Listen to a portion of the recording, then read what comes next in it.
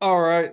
Lex and Pete show. We have a special guest, our first guest of the regular season. We got Amaral on here to talk about just react to the first couple weeks of the season, and then at the end we're going to do our tiers. We're rebranding the power rankings. We're going to try something different, try and stick to the tier method this year. And I think every week now we're going to start every tier week we do, we're going to have a guest on and get more people in the mix, have people giving their opinions on teams. But before we get into the tiers and the week 1 and 2 reactions, as always, we'll have a word from our sponsor, starting with Sundog Multimedia.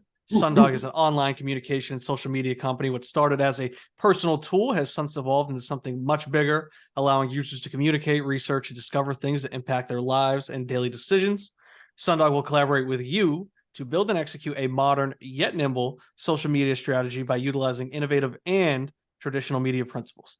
Sundog is also a proud supporter of the Stop Soldier Suicide Foundation. You can follow Sundog on Instagram at Sundog_multimedia. That is Instagram at Sundog_multimedia.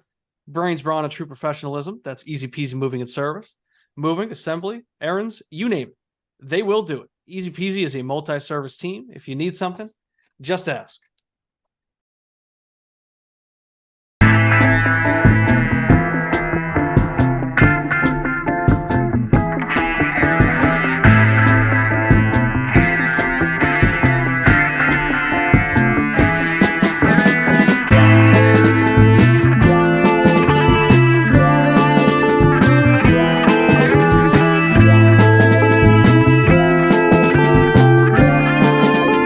All right, boys, it is the beginning of week 3. Tomorrow would be Thursday. We have, I believe, the Niners and the Giants playing.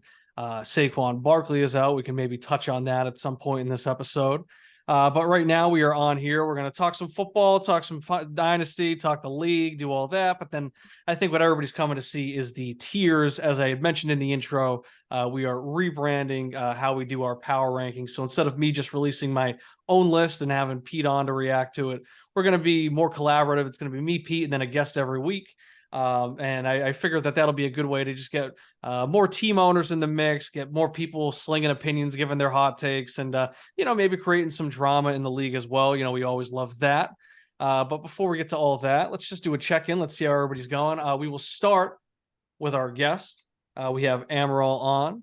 Of course, it's been a bit of a slow start to the season for you, but I'm sure that's what you expected. What's the state of the union? How are you feeling about your team right now? I feel all right. I feel all right. I know I was hoping to get on here a little bit earlier and talk about the blockbuster Howell deal. Yep. Um, but I mean, he's giving me what I need Yeah. right now.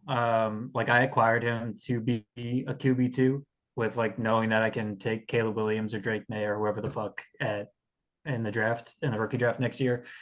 So far so good on him.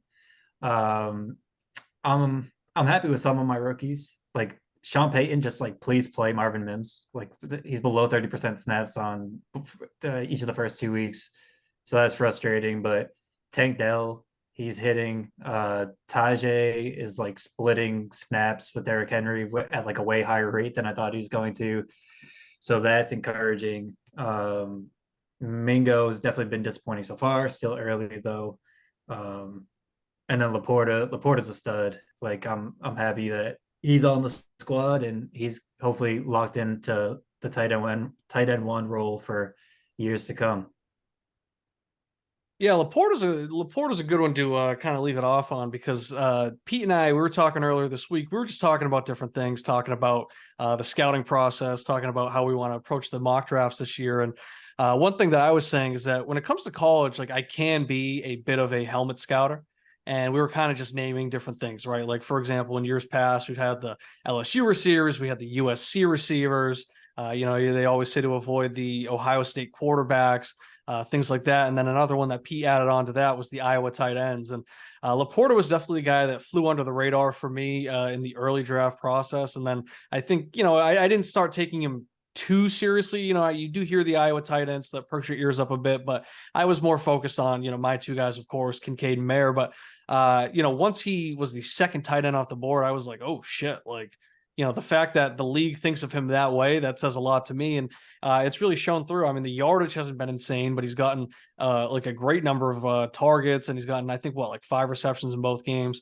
I know that he had the most receptions in a rookie tight end start debut since TJ Hawkinson, everything like that. So he's getting a lot of usage early, and it's like a very promising sign, especially for a position that typically is, considered to take a couple of years to get used to.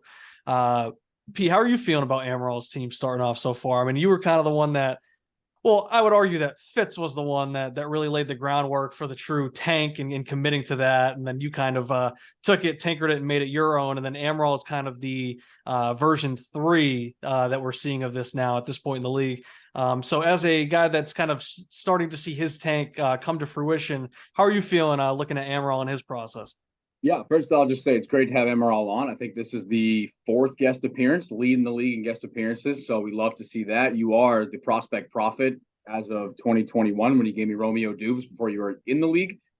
Ever since that, I'll call you the prospect prophet. So it's good to have you on. And yeah, like no one knows the mud like me. No one's been in that kind of situation in this league besides I have. Completely tore it down, got all the first round picks.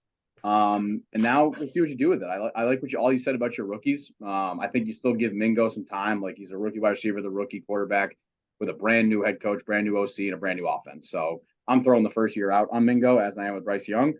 And like you said, I think you're getting what you wanted, Sam Howell. Like I did not expect him to put up. I think he put up 15 week 1 and 21 week 2. Like that's solid numbers for a 5th round draft pick that you got this off season. So I feel good. You're right where I was about a year and a half ago, and it's kind of up to you to see if you're going to take these picks and draft everyone or package them and buy those surefire studs that I kind of did. I traded 2 firsts for CD Lamb, Jonathan Taylor, Kyle Pitts. Like now you're kind of like, okay, do I draft the guys or do I trade the first for studs that are proven around draft time when people are hyped about the draft? So I like Amaral's team. I think you're in a good spot, middle of the rebuild, and it's great to have you on. And we were talking about your quarterbacks, and we're focused on Howell, but I mean, at the same time, Baker Mayfield, I think, has had a bit of a surprising start. He's producing a lot better than people expected. But I mean, Desmond Ridder, of course, he didn't do too much in week 1, but he put up at least for him, like a bit of a monster week, right? He had the rushing touchdown. He was slinging it around. They had to throw it a bit more to squeeze out that win, and they had a bit of a comeback win. It was a really good win for the Falcons. So, I mean, that's 3 guys right now that you are producing, and I mean, I do think, and it sounds like you're still locked in, and I do think it's the right strategy to still go after Caleb Williams or whoever that top prospect might be at the time. One question I have for you, though, if the rookie draft was today and you have the first overall pick, what's the percentage of Shedeur Sanders being that pick right now? I think Caleb's safer. So I mean, it's pretty low. Like Shedeur's like close the gap on like guys like Drake May, but Caleb's still a clear number 1 to me. Yeah, I think that's fair. I saw about an hour ago, Prime came out and said he's not going into the draft. That's interesting. I heard an interesting take today where, it would be good for branding if he could elevate himself into that 1-1 conversation and then become the first overall pick, especially if he could do it year 1. It would be pretty good branding, right? Like, oh shit, like all of a sudden we come over here and, Colorado produces a number 1 overall pick. That would be something. But I mean, at the same time, I think it's a conversation that happens every year with, in the NIL era where it's like, well, this guy's making so much money. Is it worth it for him? And, there was that conversation about Bijan last year. I think even like a guy like Keishawn Butte was, considering going back. That might have been for other reasons, but he was making good money himself. But that just pops up all the time. I mean, even Leonard Fournette has said if he was making what he could have been making, if they had NIL when he was at LSU, he would have stayed all 4 years. He was like, hell yeah. Yeah. So I do think it's an interesting conversation that comes up. Caleb Williams is obviously teased, and he's trying to use his leverage there where he might not go to the league, anything like that. But it is interesting to see how it plays out with Sanders, and if he does maybe stick around and possibly go higher in that next draft, and stick around, also just help us build out that program. Pete, how are you feeling about your team? I think I'll start it off. It was something that we had talked about. We got to talk about your quarterbacks right now. Yeah. I think that people were, and I think the two of us for sure, we were very high on the Browns this year, especially their offense. We thought that they were going to start tailoring it more to Deshaun Watson, having him throw it a bit more. I think that they have. I do think that I haven't actually checked his attempts, but I think that he's throwing a healthy amount. He just doesn't look like he has it right now. I mean, they were talking about how his last year in Houston, I think he had completed like 70% of his passes. He's been sub 60% in his time in Cleveland. Last night or the other night, he looked all right at times. He looked decent in week 1, but he was just like off, right? I mean, it was his sideline throws. It was killing me as an Elijah Moore owner because Elijah Moore, I tweeted out, if this field was like 6 inches wider, Elijah Moore would have had a monster game. He had like 3 catches on the sideline that he couldn't get his toe in. But yeah, it's like on the deep ball and the sideline throws, Deshaun Watson just doesn't seem to have that touch anymore. He holds the ball forever.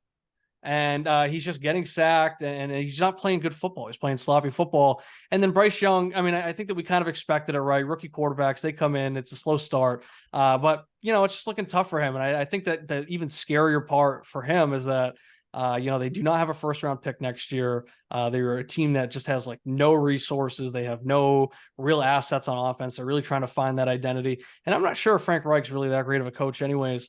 So how are you feeling about your QB room right now? Yeah, I mean, I thought Deshaun Watson played absolutely horrible on Monday night. It was tough to watch. The biggest thing was holding the ball. Like, he just holding the ball back there, running around, thinking he can extend plays. And I don't know if he's just not fast enough to like extend plays anymore, or if he just can't do it. But holding the ball forever, short arming throws, like leaving guys like throws that were 2 or 3 yards short on like deep curls, or like not like mid-tiered curls. So he looked horrible. But this is also something I expected. Like, if you go back to the pre-draft episodes, I was so high on Bryce because I thought Anthony Richardson was that gamble, right? Obviously, we know what AR is now after 2 games, but going into the draft, he was the gamble. It was like, can he figure out his throwing? Is he going to be an effective passing QB? And I took Bryce because I thought he'd be more reliable. Like, he'd be more reliable. He was a more safer option to be a starting QB2 for me because I knew Deshaun Watson could look like this. So I'm not like completely caught off guard. But I did hope that he would look better than he has lately. And, now I'm in a situation where I've got 5 first-round picks, and I could be looking at taking a quarterback in 2024 or 2025. So Deshaun Watson, I think when it comes to Deshaun Watson, it's like, when do we stop saying that, okay, he's coming back from 2 years out, right? Like, when is it like he played, I'm throwing last year out because he didn't know the offense. He didn't know preseason, no whatever. This year, he had a full camp, full preseason, tailored the offense to him. It's only been 2 weeks. So I'm still okay. It's only been 2 weeks. But like, at what point are we like, okay, we have a big enough sample size here to say Deshaun Watson is not Deshaun Watson? Yeah, because I definitely think that this season as a whole, and just speaking about it generally, is a season where it's like there's no excuses anymore. But of course, like you're saying, it is week 2, right? Like we've seen, plenty of guys start off slow. Joe Burrow's starting off like shit too. So, we can't just like call it right now, but it's for sure concerning because it's not like he was really showing those flashes last year. Even at the end of last year, I didn't really feel like he was like putting it together. It's like, all right, he's looking like somebody that's now played a few weeks of football, but he wasn't like looking like the old Deshaun Watson or anything. So yeah, I mean, I'm not sure what the mark is. I feel like maybe after a month, you got to start, putting him on alert and maybe heating that seat up or something. But yeah, I mean, I don't know. The thing with Bryce Young, you see the news that they're going to start incorporating Andy Dalton into the QB sneaks and stuff. If Andy Dalton vultures a 1-yard TD on the goal line from Bryce Young, I will be upset. I'll be very upset, and I'll be loud in the league chat about it. That might be a QB2. He'll be my QB2. He's on my roster. I got him. So I got him. Yeah, Kyren's going to get the. Kyren. He's going to get the vulture touchdowns from Andy Dalton as his QB2 in the Superflex spot. That would be something. That would be quite a play. Amaral, how are you feeling about Bryce Young? I forget where you were at with him pre-draft, but how are you feeling now? Especially, you're a Mingo owner. How are you feeling overall about the state of the Carolina Panthers?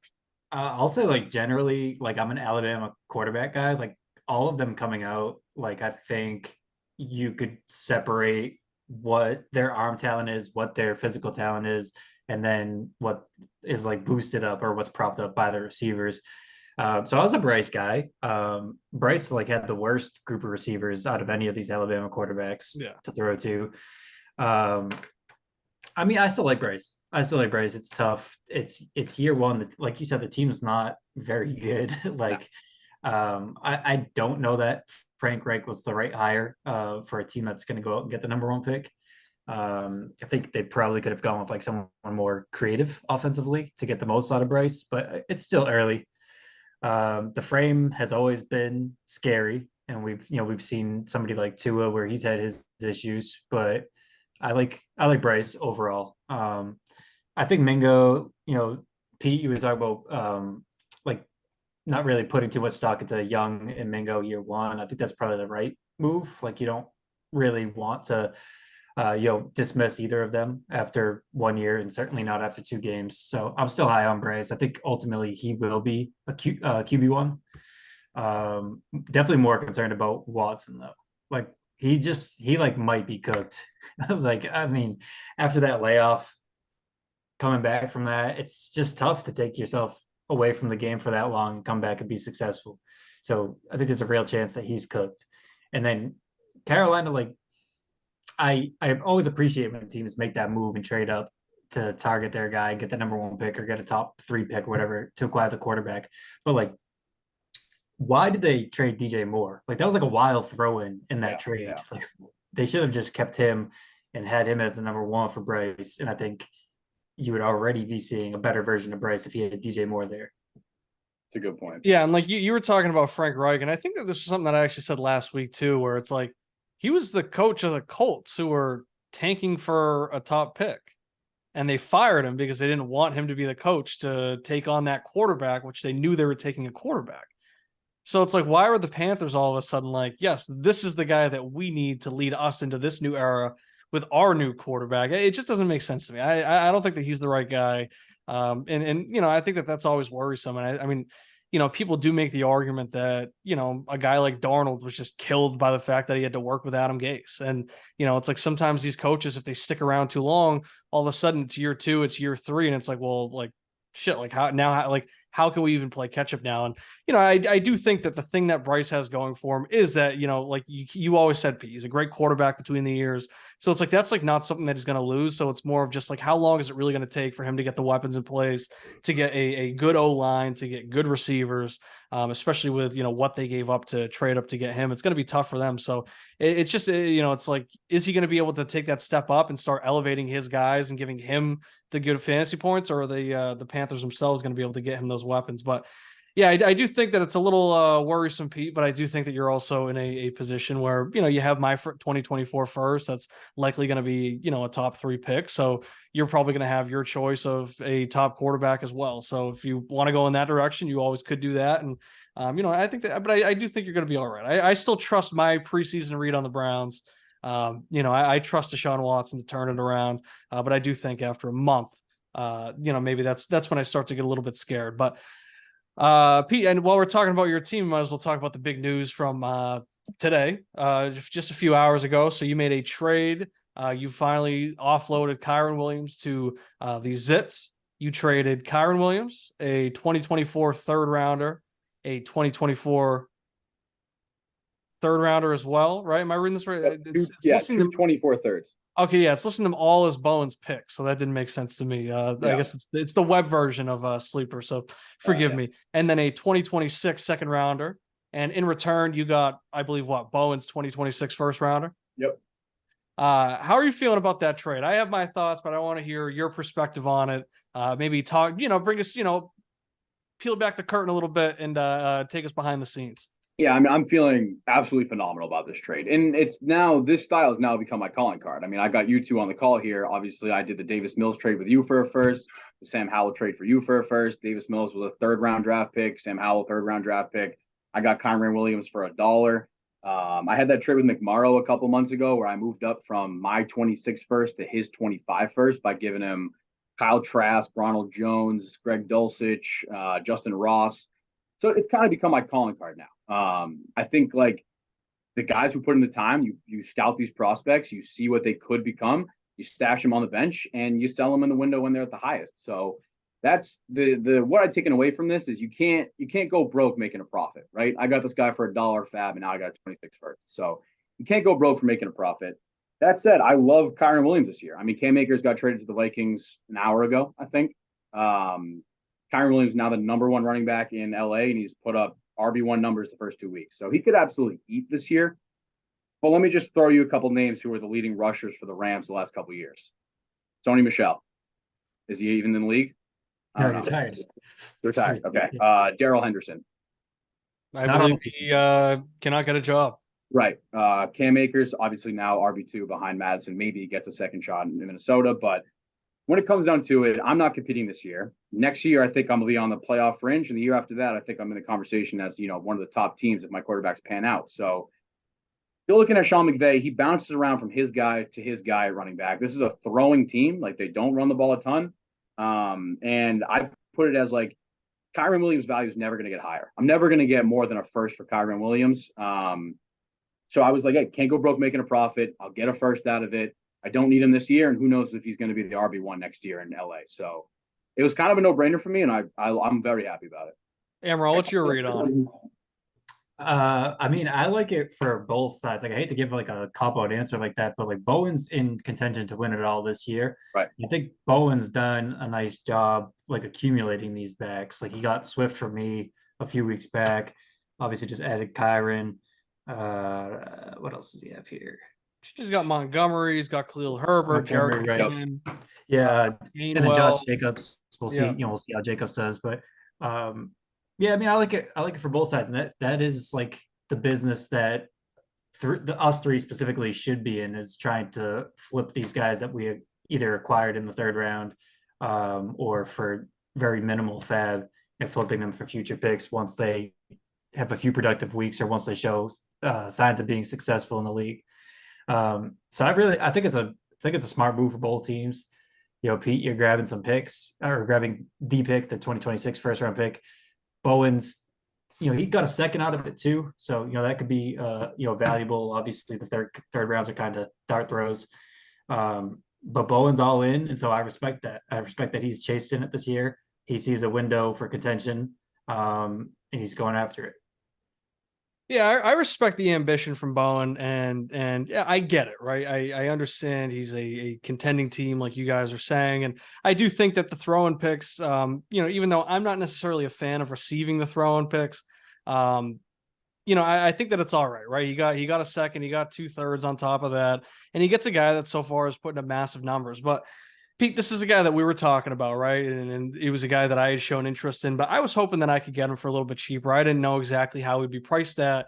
And once you had kind of given me what your idea would be to, beat out a potential offer you liked, I decided to just kind of back out of it because I felt like it was a little too rich for my blood, right? And I think it is a matter of perspective, right? Where Bowen, he's competing. I'm for sure not doing that. So for me, I don't think it would be wise of me to spend big on a running back right now. And then also, I have my questions about Kyren as well, right? I mean, he's a late round guy, didn't play much last year. I know that he was, I think he missed like the first half of the season with injury. And he's, when I was reading into his pre-draft stuff and all his scouting reports, a lot of his comps were to guys like Dion Lewis, James White, those kind of, third down scat back type of guys. And the thing is, with Cam Akers on the trade block, that actually kind of worried me because I do think, like, especially if the Rams, who are playing very well to start the season, I mean, who's to say that, Cooper Kupp doesn't come back and, they start like really going into overdrive and being like the Rams that we saw a couple of years ago and they start competing. I just worry that they're going to bring in a guy like Leonard Fournette to maybe handle like the early down work or somebody else. Or maybe they just bring back, some bum like Darrell Henderson, and that would give me more confidence. But I do worry about Kyren sustaining this production over the course of the season. I think that his points have been greatly carried by touchdowns. He's had like 4 touchdowns in the first 2 weeks. His rushing hasn't been incredibly efficient. The receiving work is good, but like I said, that worries me that they bring in an early down guy to kind of steal that work. And especially if it's a guy like Fournette, he's probably going to take those goal line carries that I know Kyren scored 1 or 2 touchdowns on. So it does worry me, and that's why I kind of backed out of that trade. I just didn't feel like the longevity of running backs was good for my window right now. And then also I just felt like it was a lot to give up for my team. So I do worry about how this trade will age, but I respect, and I think that this is a fair market value trade, and I respect both sides for going at it. But for sure, right now I like Pete's side of the deal. I think that I think it benefits his team better. I think that Bowen could have waited a little bit and maybe seen how the running back market would shake out for weeks to come. I didn't think that it was an immediate need to address. So I think it's a good trade, though. I think that it was something I was predicting a bit of a trade drought. So I think this was something good to keep that hope alive. Yeah, We got any more comments on Kyren? Yeah, caveat I'll throw in that trade is I had no idea how to price him. So I just like started at first and see what I could get. I figured if I toss in the 26 second, maybe a 26 first. So I offered that to Mike Bowen. He said, quote unquote, I'm not doing a deal. I'm working on my room. So he wasn't interested in talking anything about the deal. I couldn't believe it. He was working on his room. I don't know what the hell that means. He's cleaning his room. Yeah, I don't know. I like decorating. I have no idea. But I'm working on my room. The last thing I expected to hear But when I'm offering a trade. he needs a running back more than anyone in the league. That's what I'm saying. I was like, this Mike Bowen, clearly a guy who could use a running back, but no, too busy working on his room. So whatever. And he has a 26 first, right? Yeah. He had 26 first. I gave him the same offer that I gave Bowen. He didn't want it. So then I went to Simcoe. I gave Simcoe the offer. Simcoe immediately declined, came back with a second and third. I didn't even sniff at it. Like, I might as well just keep Kyren at that point. Simcoe then came back about an hour later and offered me the deal that I just did with Bowen. Simcoe's 26 first for Kyren and the pick, same exact deal. I thought I got a little greedy. I thought I could get a little more, so I went to a couple other teams. By the time I got back to Simcoe, he took it off the table, said I'm not interested anymore. I'm not doing it. And then I went to Bowen, and he took it today in about 10 minutes. So we didn't even two or three text messages. So it's interesting to see how the trade will pay out. You know, if Kyren Williams turns into Austin Eckler, well, Mikey Bowen shouldn't have cleaned his room that day. And Simcoe should have offered the deal, or Simcoe should have stuck with it. But if he swings and misses, then Simcoe makes out unscathed. So yeah, and I think it'll be interesting to see how it plays out. I will say I was in a group chat with Bowen and Simcoe, and yesterday he was telling me that he was in on Kyren Williams, and I had told him that we had talked before, and I just felt like it was too much for my team, like I had already said, while I was rambling earlier. But he was talking about it, and I just gave my honest opinion on Kyren Williams, and I just said I feel like it's risky. I feel like it's a bit reactionary. He's had 2 good weeks. We see that all the time, right? And I sarcastically said to him, it's like, hey, maybe he turns into Arian Foster, right? I mean, those stories happen all the time. But, at the same time, Arian Foster was just as improbable, so it could happen. We do see these stories pop up. These guys don't always have the most longevity. So I'm interested to see how it is. And like I said, I was talking Simcoe out of it. I didn't like it for his team. I felt like he didn't have to do that. Bowen was trying to talk him into doing it the whole time. And it was like, I was like the angel on his shoulder. Bowen was the devil, or, that Bowen was trying to frame it the other way where I was the devil on the shoulder. And then all of a sudden Bowen today just accepts that deal and then he takes it. So, he tried telling Simcoe it was a good deal, and then Bowen swooped in and took it for himself. So, I guess Bowen liked it this whole time. In other running back news, we did have a horrific injury. Nick Chubb, his entire lower leg just like rotated inside of his skin. It's one of the most disgusting things I've ever seen. I will say, in a kind of fucked up way, it breathed some life into my team, I think. Big loss for Big Brain. We always talk about when you're building your team around the running backs, it's a bit risky because you never know how these guys are going to fall. They've always dealt with the injury issues with Christian McCaffrey in the last couple of years. We've seen some other guys go down for them. This is a big loss for them. Now they have to replace him. I mean, they do have James Conner. I think beyond that, they have AJ Dillon, who's been pretty unimpressive. What are some reactions? I guess I'll also add in that we did see Jerome Ford step up and take on more of a lead role. He busted out that big run. What are your reactions to the fall with the Nick Chubb injury? How are you guys feeling about the Browns backfield? We'll start with Amaral. That injury is awful, and he's had basically the same thing happen twice. So like awful fucking luck for Nick Chubb, which sucks because he's obviously one of the best backs in the league. Like, I didn't play a futures bet before the year, but I was considering it on him being the rushing champ this year. I'm really high on Nick Chubb, so that sucks for him. I don't know if he'll ever be the same or be able to come back from that. And then so I'm in some redraft leagues, 3 redraft leagues, and like people spending like crazy fab on Kareem Hunt, and I'm like, it's just all name with Hunt. You're chasing what he did 5-6 years ago. Like, this job to me is very clearly Jerome Ford's. I wouldn't even be surprised if like by some point this year, like John Kelly's getting more snaps than Kareem Hunt. I'm just like I don't think Kareem Hunt does anything to change Ford standing as Cleveland's RB1. It's Yeah, fun. I agree. I mean, Jerome Ford, he's a guy. So I picked him up last year in the preseason. He had like a really good preseason game. I said, fuck it. It doesn't seem like anybody's talking about him.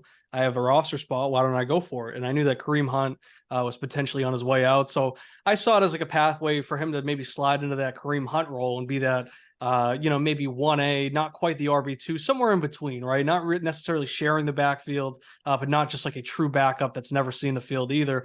I saw some receiving work in there as well. And, I like that, he went to Cincinnati. I mean, first of all, he was at Alabama. He was a running back recruited at Alabama. You'd assume that he's going to be halfway decent. And then he went to Cincinnati. So he's an Ohio guy. And then he took on like a massive workload his final year at Cincinnati as well. So he has like that ability. And I think he was a decent receiver in college too. So I said, fuck it, why not pick him up and hope that he can slide into that role? I never saw this coming. But yeah, I mean, I think that it's worth talking about that, the Browns had the opportunity to re-sign Kareem Hunt this offseason. They had Jerome Ford. They had them both in the building. And I understand they're bringing back Kareem Hunt for cheaper than what he was asking for, at the start of the offseason. But they had every opportunity to keep him and they didn't. So they took I'm happy their you brought time. that up.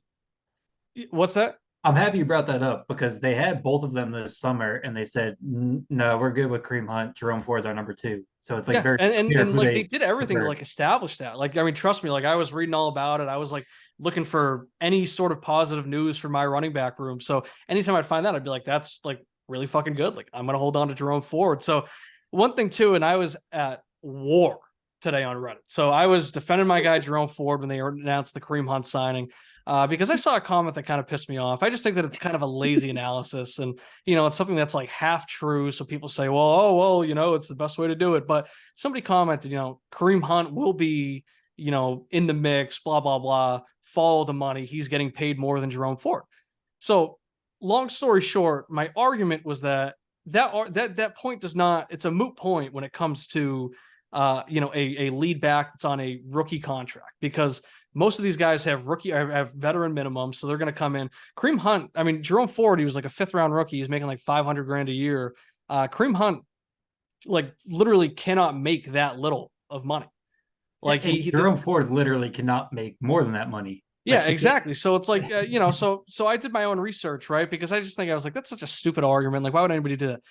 I believe it's about 12 teams in the league pay their backup more than their lead back.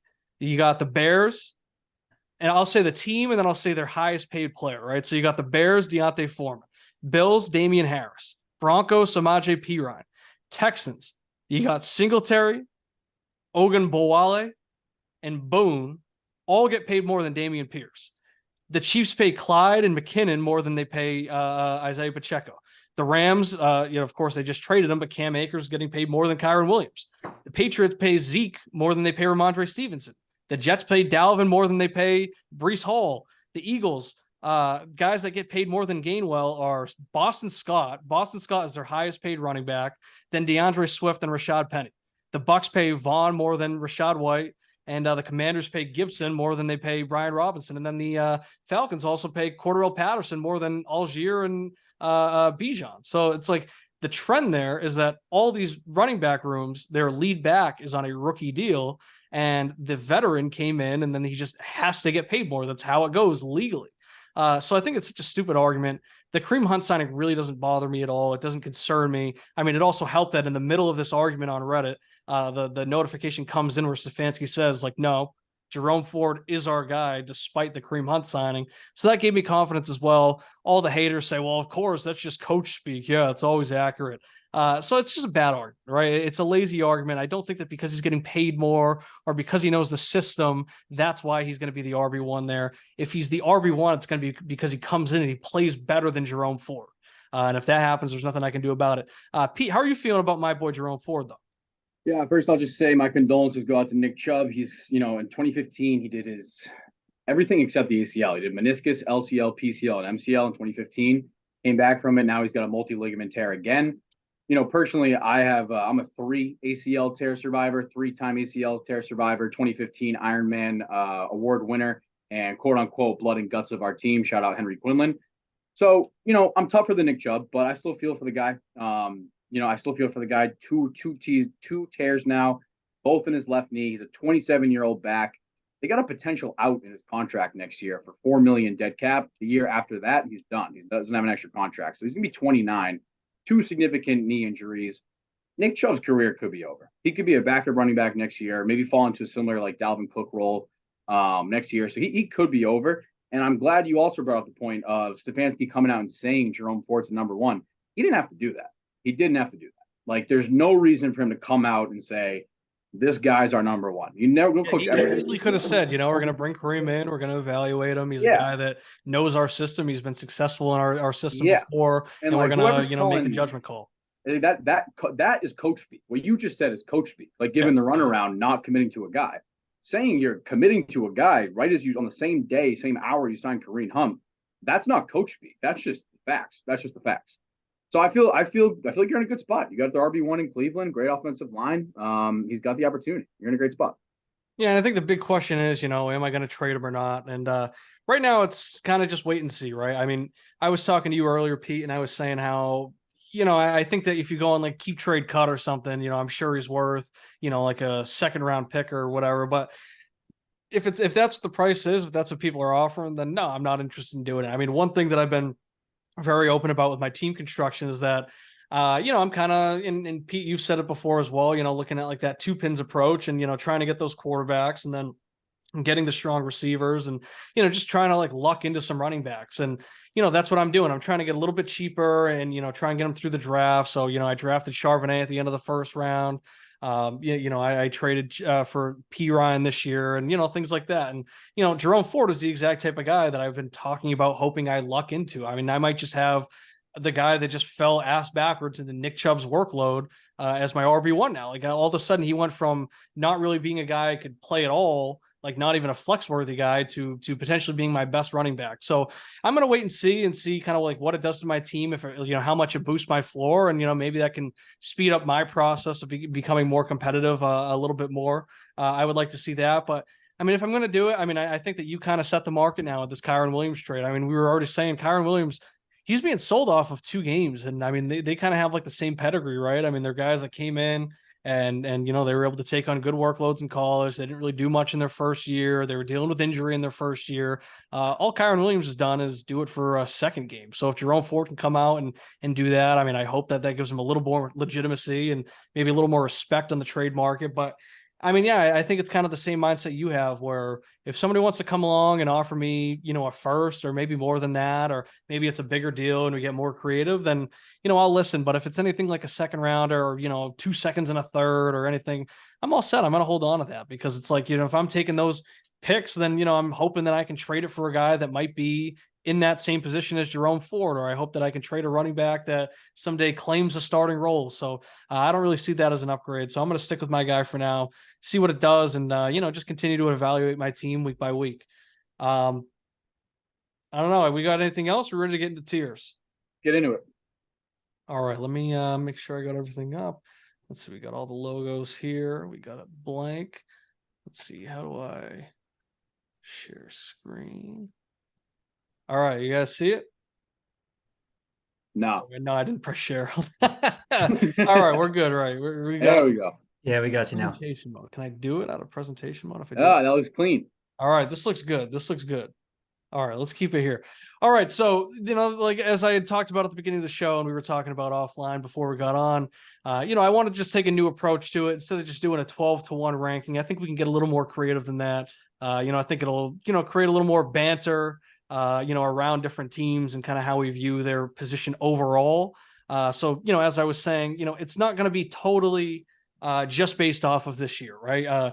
If you're like the best team, right? Like a team like 2 Pins or how Big Brain's playing right now, like, of course you're going to be at the top, right? And we talk our shit about Big Brain or some other teams, falling apart or anything like that. But, another angle that I was looking at it from was, there are some teams that take that rebuilding aspect, and sometimes it's better to finish 12th than it is to finish 8th, because you both missed the playoffs, and the team that finished 12th is going to have the better pick, likely draft the better player, and speed up their rebuild. And I think that a lot of those teams in the middle are the ones that need to commit more to that rebuild. So I think we can get a little more creative with it.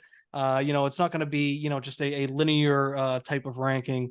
But I think we can just get right into it, right? So we got all the logos down here. I think you can kind of recognize everybody's, but you also know all the teams. And I think we can just kind of go one by one, just pick them out, call them out as you see it. And, if you have an idea and you got an opinion on a team that you want to give, then go ahead. But I think that I can just get it started. And I'm going to just start it off by taking a shot at somebody. I'm going to put the most athletic Suns, and just like we had talked about in the preseason tiers, I'm going to put them in hell. I'm going to put the most athletic Suns in hell. So I'm going to start them off right at the bottom. I think we can establish hell as the bottom tier. I think that that's fair to do. So I'm going to type it in right there, HE, or you know what, let's do all caps. So my take on the Suns, and you guys can try and talk me out of it, but I think that they're a team that at best is going to get that 6 seed, right? And I think maybe the worst part about it is that they really think that they're going to get the 6 seed. And even if they do, I don't think that it does anything for them. I mean, we talk about how any given Sunday they can go out there and they can put up a big week, but that's like a 3 out of 14 regular season game type of thing. It's not like, oh, it's 50-50 or it's 2/3, 1/3 or anything like that. They can pop off, but so can most teams, right? I think most teams in this league are capable of putting up a big week. We just saw it in this past week. We saw a large bounce back from a lot of teams. But the thing with the Suns is that they're holding on to these older assets. They don't really have like a clear vision of who are their guys, who are the tradable pieces, right? Who do they want to move forward with? We always talk about the trade deadline where we thought they were going to trade maybe Dak Prescott and try and get younger at quarterback. Instead, they traded CD Lamb. So like they're not committing to any of these guys. They've gone out and they've drafted some of their people, but I don't know if those guys are necessarily the guys for a dynasty team. So I think that they still are searching for a sense of direction. I think that they need to just commit to that rebuild like we've been begging them to do, just like another team that we can always discuss as well. But for now, I put them in hell because I think that they're just stuck in the middle. They're not going to get a great enough pick to really get that franchise cornerstone to turn everything around. And even if they do, right, if they end up with like the 4th pick, they just don't have their say, right? They're never going to be able to move up and get their guy. So I put them in hell. What are your guys' reactions to that analysis? I mean, Amaral? so yeah, I was just fucking around before we came on here, like the 5 minutes leading up to it. And so I made tiers. I actually have like way too many tiers for a 12-man league. I have like 8 or 9 tiers. Let's go. No, that's good. Let's go. work them in.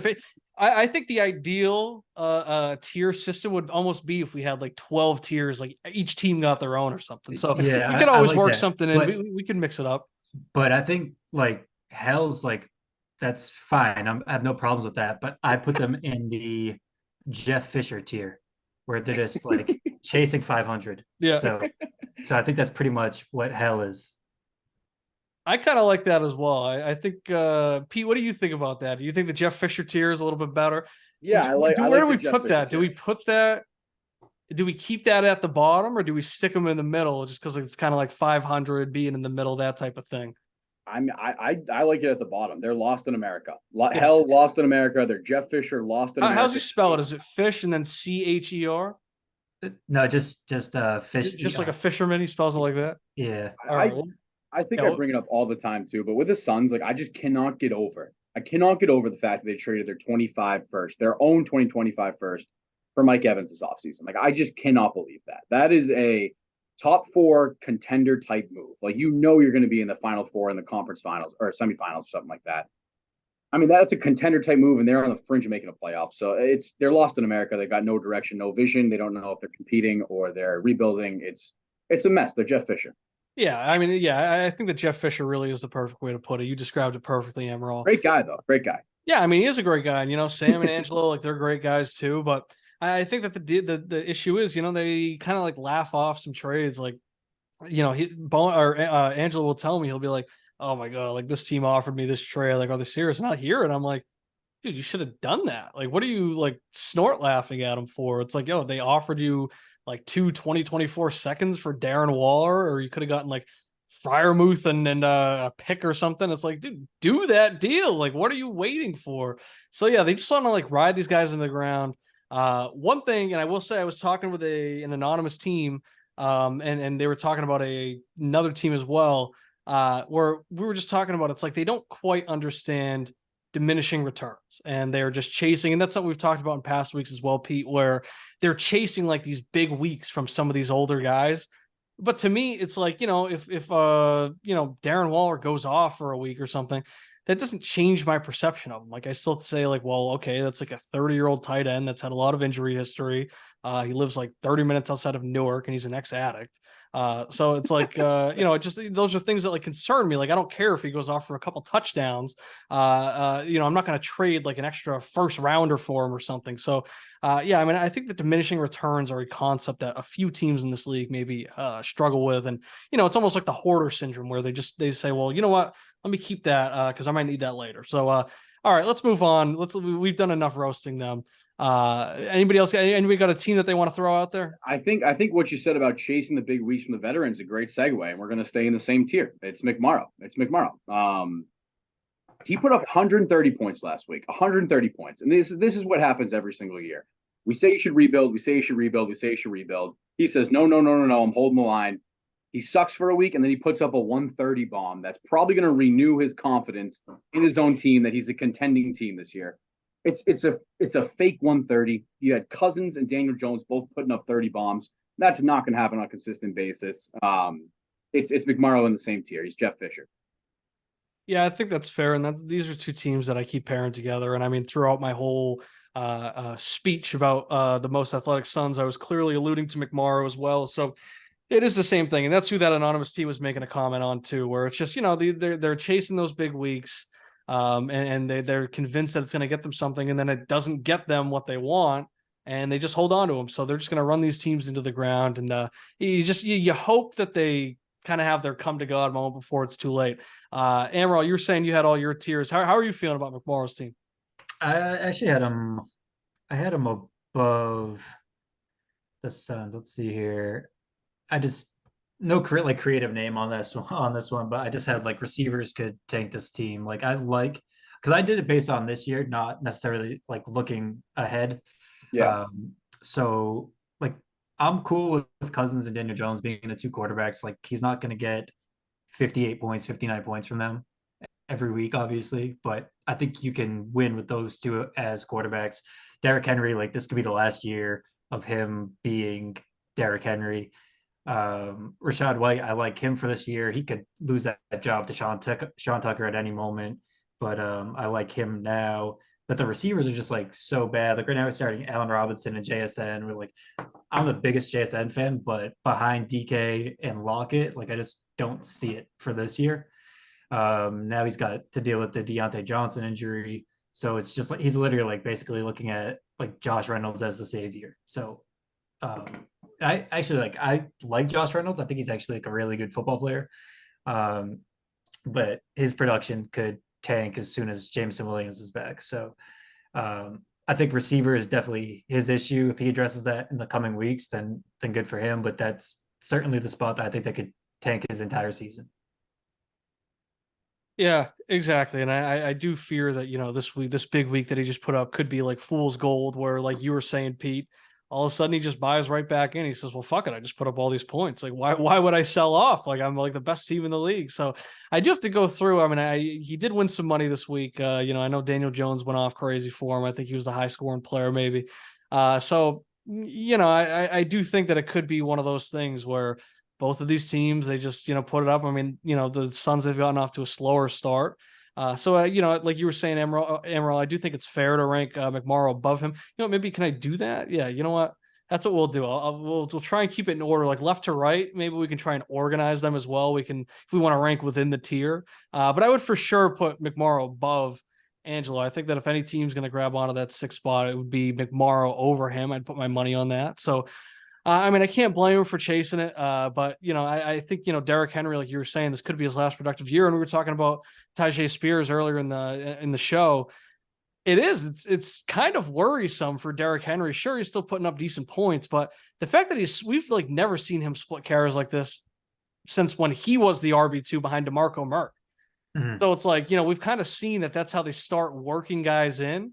And that's exactly how Derrick Henry was worked in as they slowly phased him, DeMarco Murray out. So it is a little worrisome for me if I were a Derrick Henry owner who knows that I have to trade him at some point.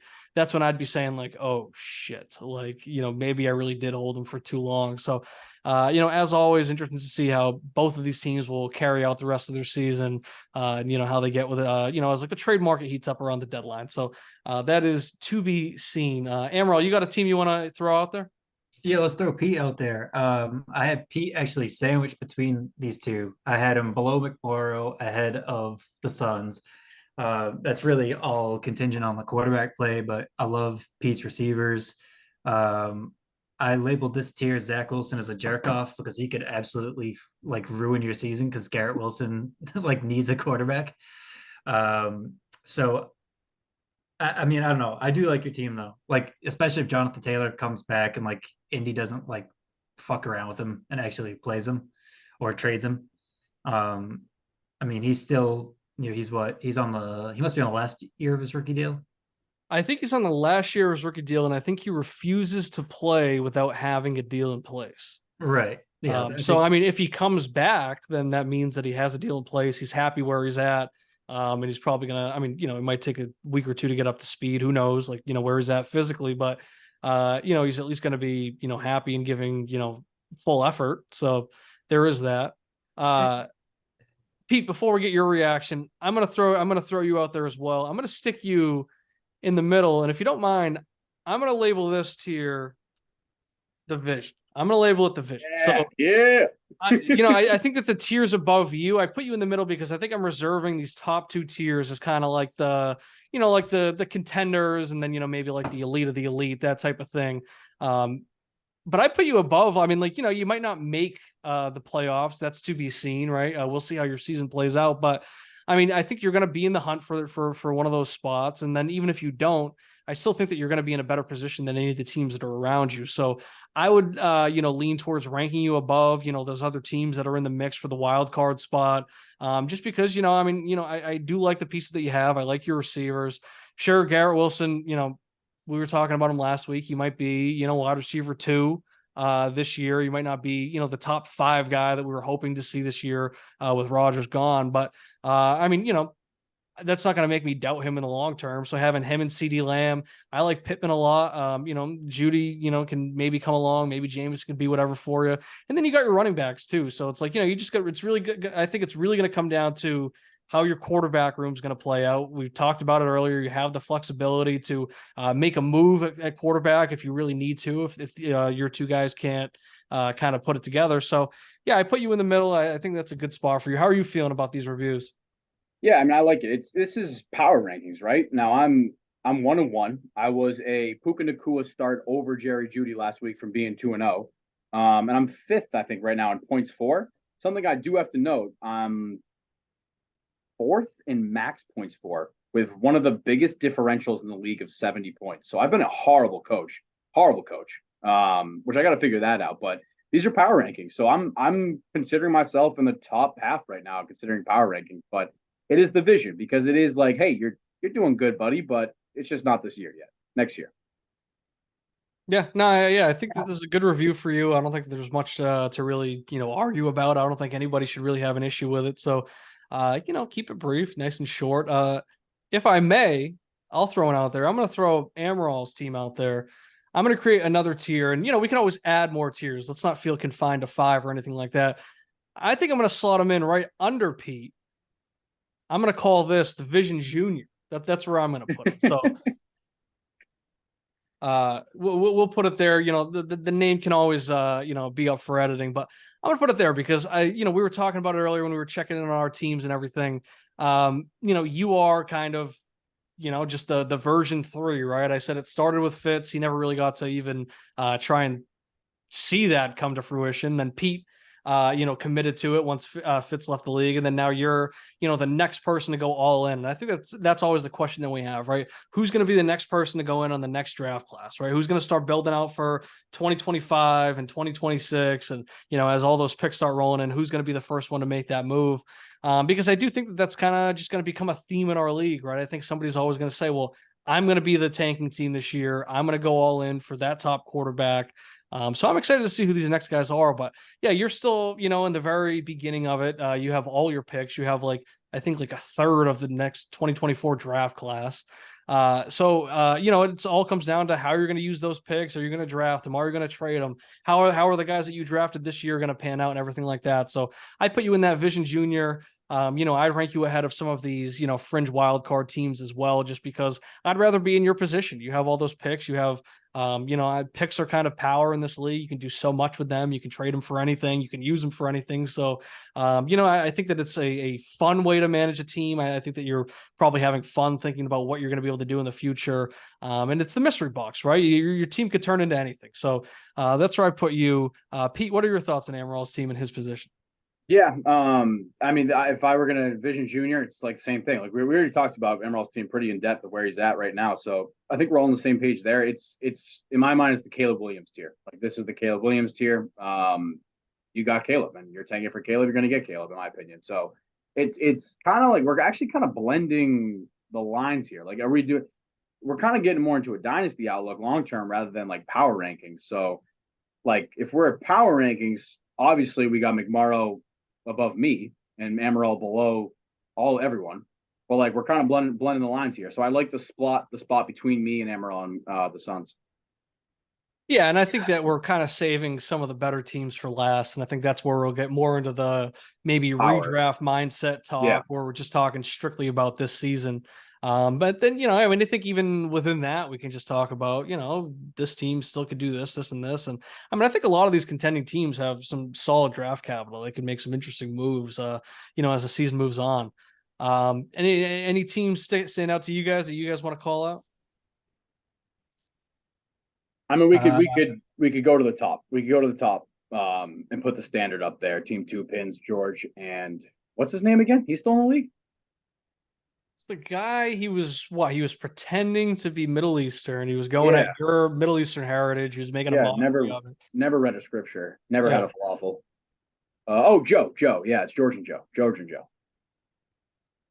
And we've been calling them the standard. They are the standard. The 1.5-time champs, back to back ish. They're the standard. Yeah, I don't think really much needs to be added. I had them. My top tier is contenders. I had 3 teams there. All I have next to 2pin's name is the class of the league. There you go. Yeah, third highest scorer right now. Right now I believe it's the Big Brains, the number 1 scorer. Geno and the Zits are the number 2. And then 2pins is only 2 points behind the Zits for that second spot. So, at this point, small sample size. So, I wouldn't mix it up too much. And I do think, they're coming out and they're just playing that same football that we're expecting, right? And they're doing it down Cooper Kupp. And that's kind of what we've talked about with their roster construction. And, we've seen that their running backs are starting to kind of pan out, right? Like a guy like Ramondre, or they traded and they got Miles Sanders last year. And they're doing enough to hold it down so far, and they're going to go off for their big weeks as well. But just that elite wide receiver depth, and then also having that floor of that Patrick Mahomes and Justin Herbert give you. So I don't think there's much to say on there. I think that they can remain as the standard until somebody takes that crown from them. So I'll go ahead, type that in, and make it official. So we'll put them at the top. You know what? Let's see who else do we like here. Should we just kind of run through some of these competing teams as well? Who do we want to talk about? Pete, you got anybody? Amaral, you got anybody? I have 2. Go ahead. Yeah, go ahead. I have 2 that I think are more towards the bottom, kind of surprisingly to me. I had them in the running back hell tier, the Bussey boys and Go Tigers. All right. Let's figure out where we want to mix this tier in. How do I think you got to toss in 2 more tiers between the Vision and the Standard. Yeah, wait, hold on. I got to figure out how I can make a new tier. I'm gonna have to go out to normal view. All right, and then how do I create a new tier? All right, this is bad. This is maybe bad. the setting. Hit the setting. Hold on. Add row above. All right, I think I can do this back in the other mode. Okay, presentation mode. All right. So where do we want to put them? We want to put them. Oh shit. Okay. Running back hell. Where do we want to put them? We want to put them below the Vision. Above the Vision. Above the Vision. All right. Yeah, definitely above the Vision. These are playoff teams, in my opinion. Here, I'll add 2 extra tiers in. We can always work with that. and do whatever we want. So we want to put him here. We want to put him right above the division. I think that makes sense. Amaral? Yeah, Amaral, what do you think? Right there? I think that makes sense. Yeah. All right, should we do both teams at once and just kind of run through them? So we'll put. I agree. I put the Bussey boys there, and then as we're talking about the inner tier rankings, I'll put Go Tigers behind them. I'll start it off actually because the Bussey boys are a team that I've been talking about a lot. I feel like I almost manifested this downfall, and Simcoe and I, we have a bit of a history, right? One of my best friends for about half my life. One thing I'll always say is that if it comes down to betting on or against Simcoe's luck, always bet against. Always. Whatever the worst case scenario you can imagine for like the most like minute, unimportant thing in life, the bad thing's going to happen to Simcoe, right? So anything like fantasy related, we've talked about him. He's snake bitten, and his team is just going to continue to just get like shot down. And I had talked about how I felt like his team was a bit of a house of cards. I didn't trust his running back's health, right? I didn't trust Barkley. I had talked about he had dealt with injuries throughout most of his career. I had talked about J.K. Dobbins and his injury history with the nasty leg injury. And then I had talked about Dameon Pierce and how not injury related, but I just didn't trust him as a young running back on a bad team with a bad O-line and a rookie head coach and a rookie quarterback. I just felt like that was a recipe for disaster. And so far, Dameon Pierce has been putting up like 5 points a week. We know that Saquon's at least out for tomorrow, and he's a week-to-week thing. They're talking about an ankle sprain with him. And then J.K. Dobbins, sad to say, his career is likely over, right? He just tore his Achilles after he, had finally come back from that nasty ligament tear in his knee. I think it was ligament tears. Go Tigers. I mean, I can let you guys sound off on them. I know, Pete, you always have an opinion on Mikey's team, and, he'll say that you think about his team all the time. So, I'll pass it over to the expert. But, I mean, this is a team that I think is like truly in hell, right? I mean, Simcoe, he can at least, I think that Simcoe can at least put together a team that's good enough to scrap together, a solid season. Mikey's team is like always just an injury away from being cooked. Like right now, Simcoe's an RB hell because of the injuries. Mikey's an RB hell because he just does not have running back. So, we're seeing his team suffer a little bit with Joe Burrow off to the slow start. Justin Fields might be unemployed next year. He should be getting on Indeed and hooking up that profile. So I'll let you guys sound off on these teams. How are we feeling about these two? Amaral, you threw them out there first, so I'll let you start.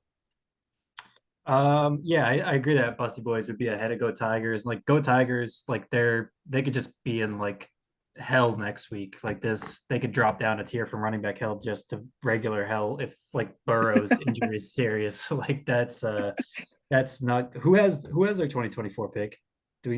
Who has Mikey's 2024 pick? Do I have it? I might have it. I feel like it's a safe bet that you might. Let's see. No, you got Wallace, 2 pins in your own. Who the hell could have it? Would Simcoe? Simcoe's got Pete's for sure. Simcoe's got me and McMorrow. All right, Simcoe's got them too. Wallace. Keep going. I'll find it. Keep going. Yeah.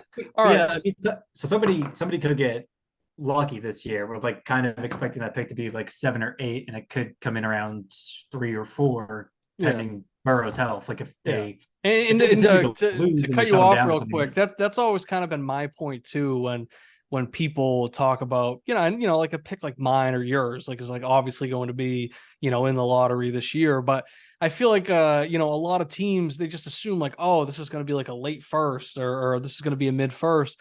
And then, we see something like that where, an injury happens or guys just like don't figure it out early in the season and they put themselves in a hole.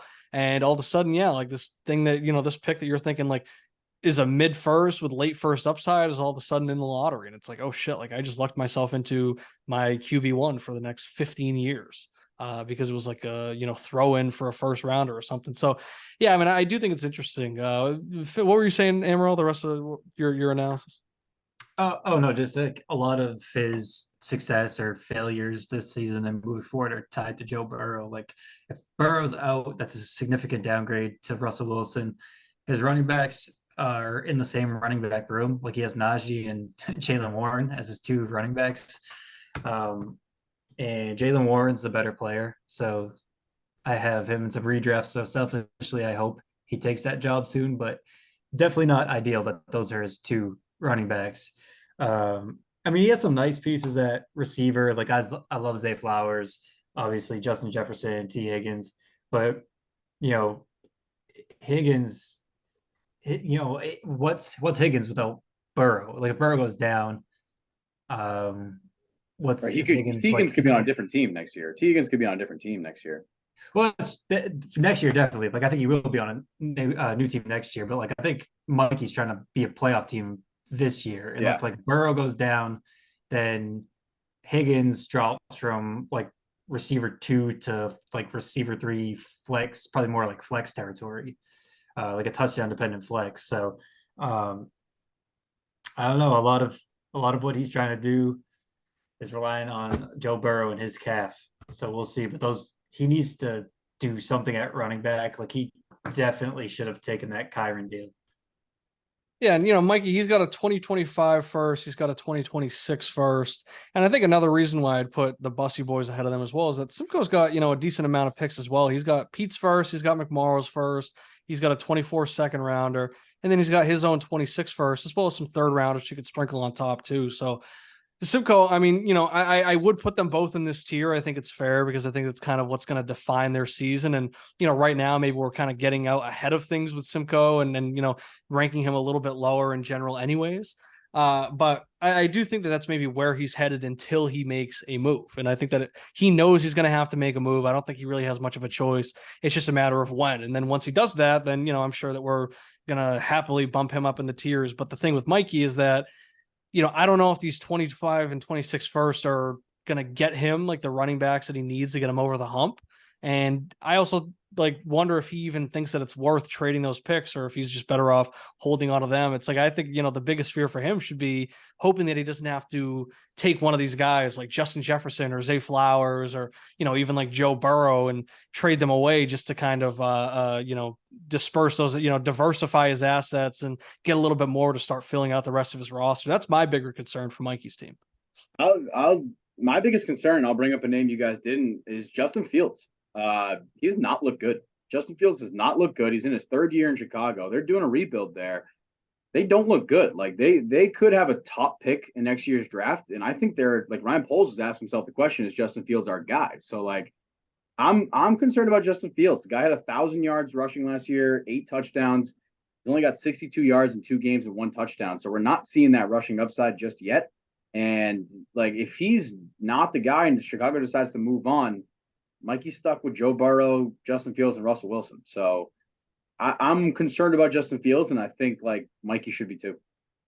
Yeah, and talking about his QB room as well. I mean, Russell Wilson, of course, put up that massive week, but I had sent you that stat, Pete, where if you exclude the Hail Mary at the end, he goes from being RB5 on the season through 2 weeks to being QB5 to being QB 13. And I always say, you can't always, it's kind of a poor argument to be like, well, if you take out the good plays, then he'd be bad, things like that. But I do think it's a little more fair when it's an end of the game Hail Mary, absolute prayer that just happens to fall. That's not something that you can bank on regularly for, on a week to week basis. So I still, I put my take out there. I think Jarrett Stidham's going to end up starting games this year for the Broncos. I don't think Russ has really done enough to convince me that his job is like totally safe right now. I think Sean Payton is still looking for a reason to get rid of him at some point. And, if it happens this year, then my guy Stidham could all of a sudden be getting starts in Denver, which would be, pretty nice for me as well. And then, maybe that's something that I'm praying on. But yeah, I mean, I think that Justin Fields thing is a real concern. We've talked about it plenty. It's not necessarily the hottest of takes, but, he's a guy that, he's a better fantasy quarterback than he is a real life quarterback. At the end of the day, if you're playing quarterback in the NFL, you need to learn how to throw the ball. You need to be able to do that if you want to win serious games. People talk about, oh, well, they got to play to his strengths. Well, he's at his best when he's running. They weren't doing shit when he was running. When he was running the football, they were going like 0-10 to end the season. They won like 3. I think they won 3 games early in the season, then they just like lost like the next like 13 or 12 or something like that. So it's like it's not winning football. And I think that teams are starting to close those walls in on him. It's getting a little harder for him to escape the pocket. And yeah, sure, the design runs can be really good for fantasy, but we know that you have to eventually start pulling that back and learning how to throw the ball. And he can't do it. He misses all these reads, and he can't make the good throws when he has to. So I'd be very concerned as a Justin Fields owner.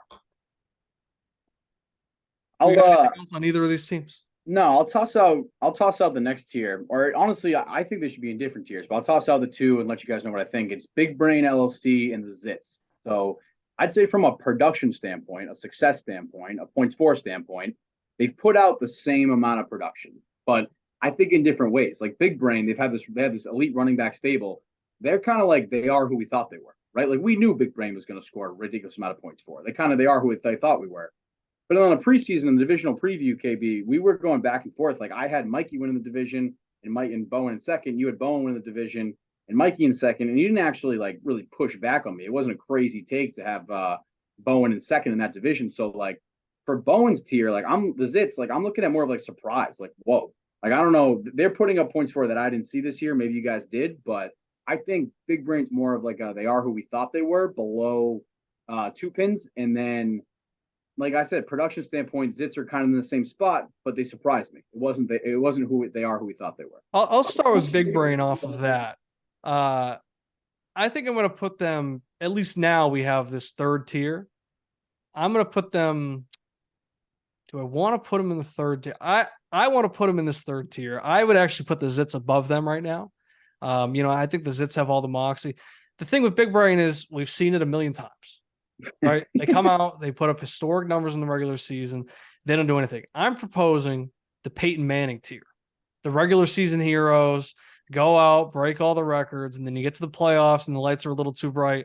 That's where I think we get to put Big Brain, because it's like, what are we going to do? We're going to fall into the trap again. Like, oh, they're the best team in the league. They're putting up the most points. We've seen it now. We're on what? This is year 4 now. It's literally been 3 years in a row. They are like the top seed. Then they just lose their first playoff matchup. I got to put them in the Peyton Manning tier. Does anybody object to that? No, I'm with it. Omaha. Yeah, that's cool. Should we call it Omaha? Should we call it the Omaha? That's better. I like the Omaha. Yeah, I like Omaha. We'll do that. We'll put Big Brain here.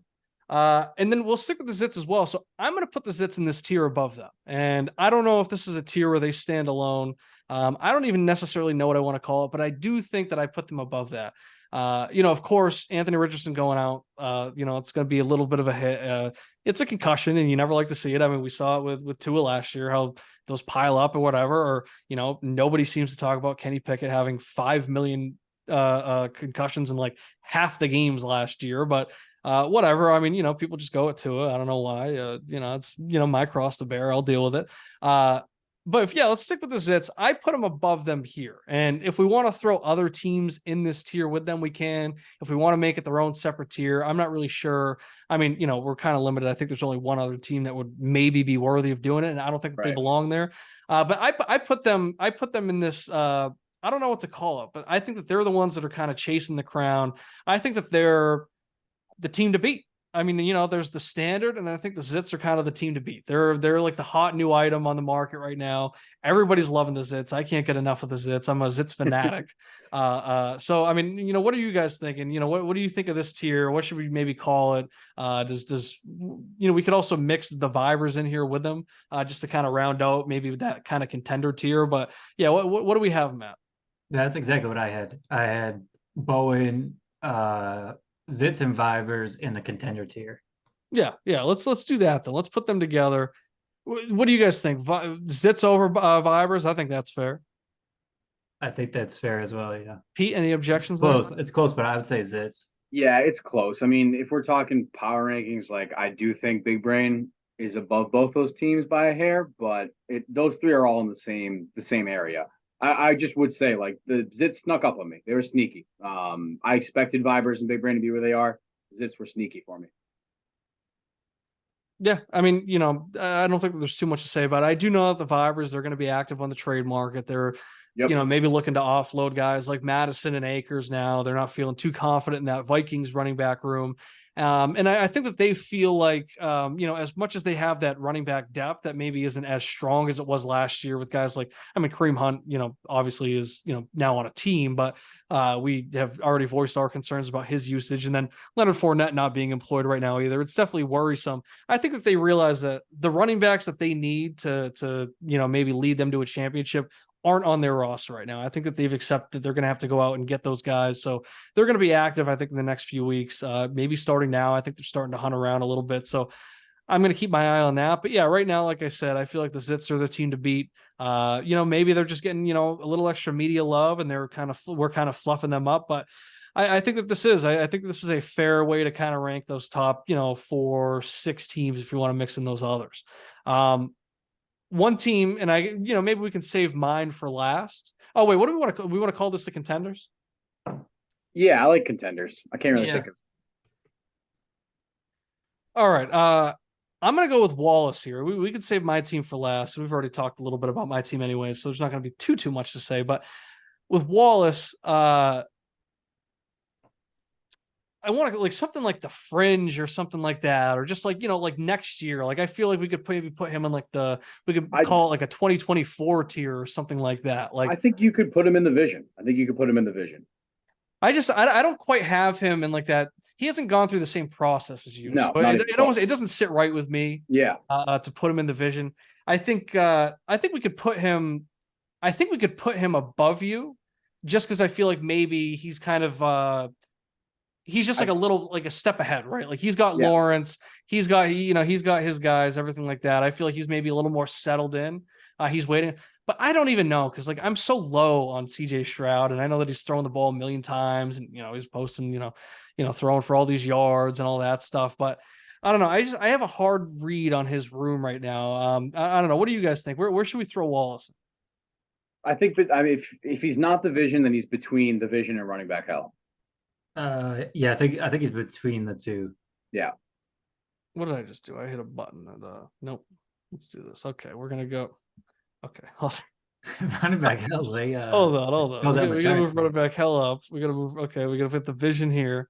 All right, we're back to normal, right? Yeah, add a row. Add a row above. There we go. All right. I can change the colors on these too. Maybe make it a little more pretty before we publish it. Okay. What were we just calling it? I mean, you said you threw like Fringe out there. I don't really know what we're calling. I'm just gonna call it 2024. I think it's all eyes on 2024. On deck. 2024 on deck. Yeah, I like that. Yeah, so it's like, this is Wallace. He has a team where he can compete, and I think that it's worth it for him to pursue like a wild card spot. Why not get in there, mix it up, just give yourself a chance?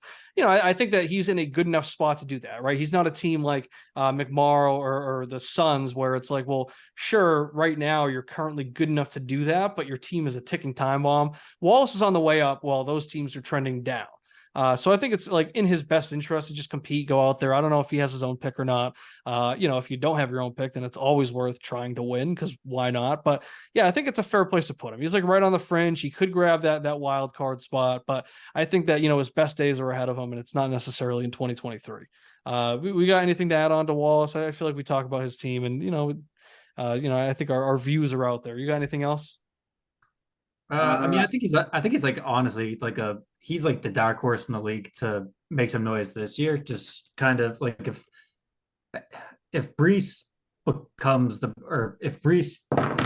plays like he played last year, right? And they kind of phase out Dalvin Cook and he has Brees and Kenneth Walker. If Walker's able to hold off Charbonnet, he could really compete this year. Like I love the Hill Waddle stack, getting literally all the production out of the Miami passing game.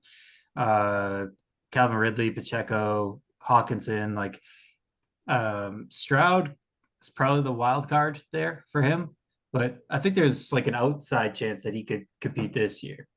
Yeah, and I mean, the way I look at it, and I've obviously been low on Stroud all throughout, everything since last year, but it's like, I mean, he's throwing the ball 44 times and he's finishing QB 22. Then he's throwing it 47 times, finishing QB 13, 21 points. So, he's a pure passer and he's in an offense that, sure, Nico Collins is playing well, but when we're talking about overall talent in a wide receiver room, I still think that the Texans would rank fairly low amongst the rest of the league. So, if Stroud can take that step up, then of course having that floor that two, nasty quarterbacks gives you would be great. But I do worry about his running backs, right? I mean, Breece Hall, we saw it last week. He got, 4 touches. He had 2 targets, finished with less than a point.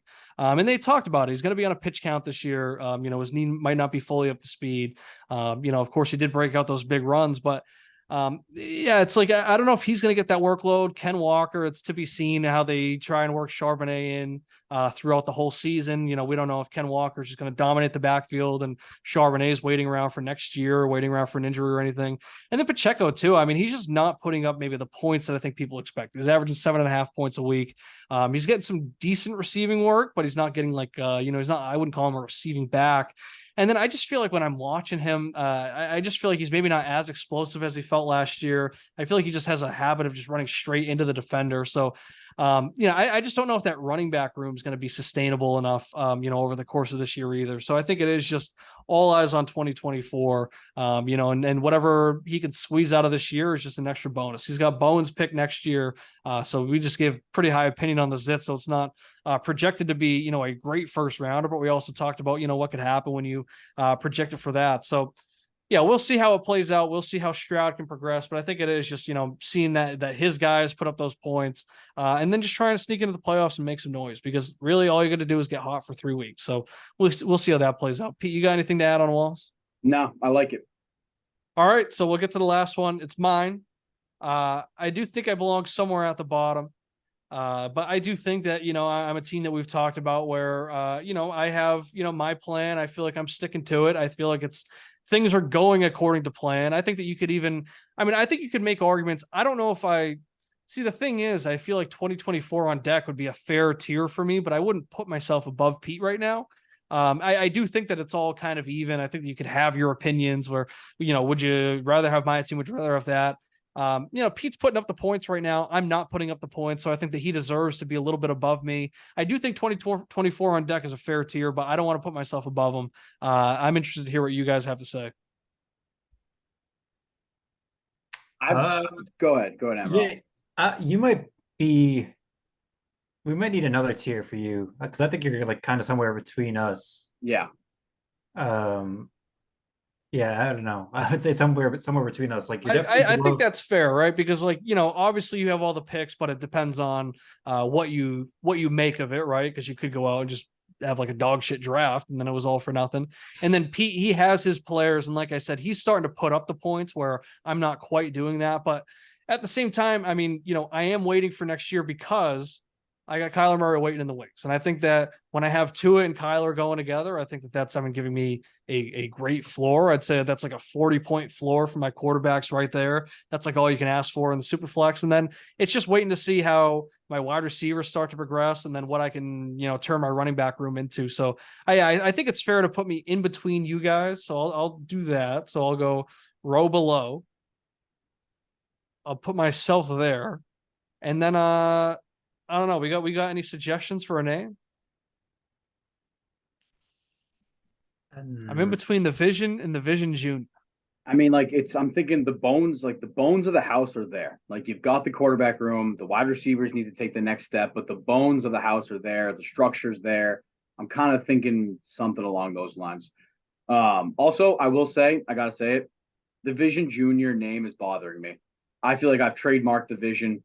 I'm sure Amaral doesn't want my rebuild to stain his rebuild. It's not sitting right with me. So I'm going to propose. We call that Caleb Williams until Amaral, plants his flag for a name of his rebuild. Yeah, we'll do that. Yeah. How about we do that? The Caleb Williams tier. And, there could become a time where, I saw, I believe it was the Trill Weather show with their NFL rankings. They were having like a should tank for Caleb Williams tier. So I'm sure that at some point in the future weeks, we'll have like a tier of people that should start tanking. And those are more of the fringe teams as they start to fall off. So we'll leave it at the Caleb Williams tier and we'll do that. All right. We got any ideas for this one? I like that, like the foundations there. I don't really know any construction terms. Should I just say like foundation has been laid? It's kind of lengthy. Yeah, no, it is. It's like it's a maybe word like title. Bricklayer. I don't like that. I don't know. Very negative connotation. I'm spitballing here. It's a pirate ship. You got the bones. The I don't know. It's like skeleton crew, maybe. I'm like the skeleton. You got Tua and Kyler next year, and all those wide receivers can take the next step. Like, I feel like it's better than the skeleton crew. I know. I don't know. We'll have to think about it. How about we could just be in like the I think it's almost fair to just have like no title for my tier. I don't really know where I rank. It's, it's like I like the foundation. The foundation. Yeah, how about we just do that? Like the foundation tier. So like the vision then the foundation. Yeah, that Yeah, let's go with that. Yeah, I like that. Yeah, we'll go with that. All right. So that rounds it out. So we have what? 3, 6, and we got 9 tiers for 12 teams. I love it.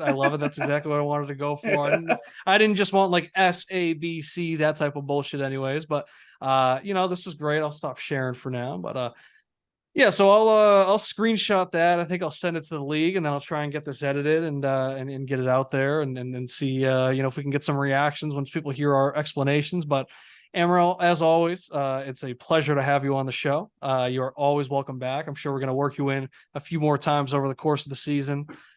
Pete, always great to talk to you. Next week, we will just be doing our week 3 reactions, right? And then week 4 preview. And maybe we'll still work in guests, but it doesn't have to just be like the tier weeks that we have guests on. We can work guests in whenever we want. But I do like the idea of having a third guy on as like a guest ranker. As always, thank you to our sponsors, Sundog Multimedia and Easy Peasy Moving and Service. We will see you guys next week.